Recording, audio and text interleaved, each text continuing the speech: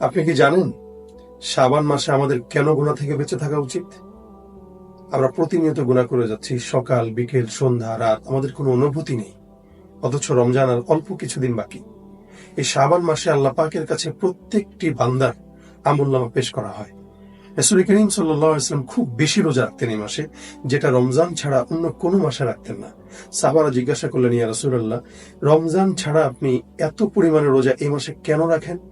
নবী করিম সাল্লাল্লাহু আলাইহি ওয়াসাল্লাম বলেছেন, শাবান মাসে আল্লাহ পাক রব্বুল আলামিনের কাছে বান্দার সমস্ত আমল পেশ করা হয়। আমি চাই যে আমি রোজাদার অবস্থায় থাকব, আর আমার এই রোজাদার হালতের অবস্থান আমলটা আল্লাহ পাকের কাছে পেশ করা হবে। অথচ আপনি আমি প্রতিনিয়ত গুনাহ করে যাচ্ছি। কোন সময় আমার আমলনামাটা আল্লাহর কাছে পেশ করা হচ্ছে এটা কিন্তু আমরা জানি না। তাহলে আজ থেকেই নিয়ত করি, রমজান পর্যন্ত কোনো গুনাহ করব না, যাতে করে আমার